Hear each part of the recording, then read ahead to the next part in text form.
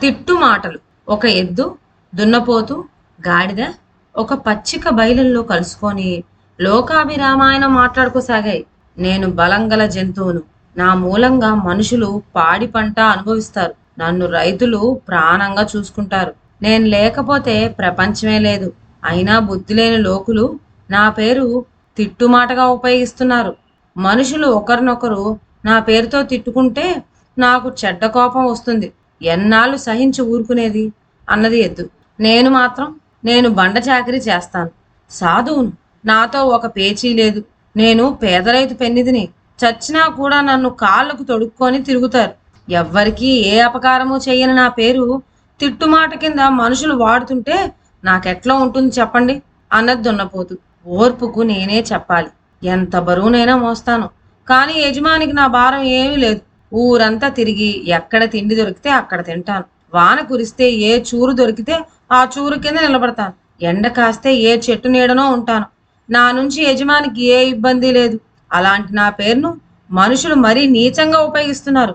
నేనెవరితో మొరబెట్టుకునేది అన్నది గాడిద. మనం ఈ అన్యాయాన్ని భరిస్తూ ఊరుకోరాదు. ఏదో ఒకటి చేసి తీరాలి అన్నది దున్నపోతు. ఎద్దు గాడిద తలలూపాయి. మనం బ్రహ్మ దగ్గరికి వెళ్ళి ఆ అన్యాయాన్ని ఆపించాలి అన్నది దున్నపోతు. మూడూ కలిసి ప్రయాణమై బ్రహ్మదేవుడి వద్దకు వెళ్ళాయి. ఏమిటిలా వచ్చారు అని అడిగాడు బ్రహ్మ. బ్రహ్మదేవ, మాకు మనుషులు తీరని అన్యాయం చేస్తున్నారు. మా గొప్ప మేము చెప్పుకోకూడదు గాని మేము అనామకులం కాము. శివుని వాహనమైన నందీశ్వరుడు నా సంతతి వాడు. యముడి వాహనం దున్నపోతు. ఇక గాడిద సంగతి వేరే చెప్పనవసరమే లేదు. శ్రీ మహావిష్ణువు అవతారమైన శ్రీకృష్ణ తండ్రి అయిన వసుదేవుడే గాడిద కాలు పట్టుకున్నాడు అన్నది ఎద్దు. మీ పూర్వీకులు గొప్పవారే. నేనెరగనా? ఇంతకు మీకు మనుషులు చేస్తున్న అన్యాయం ఏమిటో నాకు తెలియటం లేదు. వాళ్ళు మీకేం బాధ కలిగిస్తున్నారు అని అడిగాడు బ్రహ్మదేవుడు. మా పవిత్రమైన పేర్లను మనుషులు తిట్లుగా వాడుతున్నారు అన్నది ఎద్దు. మనుషులు చేసే ఈ అన్యాయాన్ని మీరు అరికట్టాలి అన్నది దున్నపోతు. మనుషులు మమ్మల్ని గౌరవంగా చూసేటట్టు చేయాలి అన్నది గాడిద. బ్రహ్మదేవుడు చిరునవ్వు నవ్వి, ఇది మనుషులు తప్పు కాదు.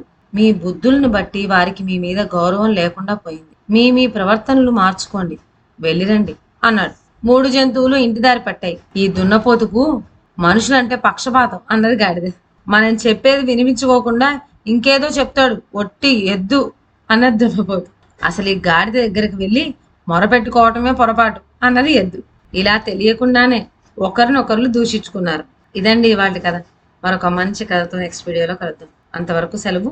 నా ఛానల్లోని కథలు మీకు నచ్చినట్లయితే నా ఛానల్ను లైక్ చేసి సబ్స్క్రైబ్ చేయండి. షేర్ చేయడం మర్చిపోవద్దు. కొత్త కథ నోటిఫికేషన్ కోసం బెల్ ఐకాన్ ప్రెస్ చేయండి. Thank you.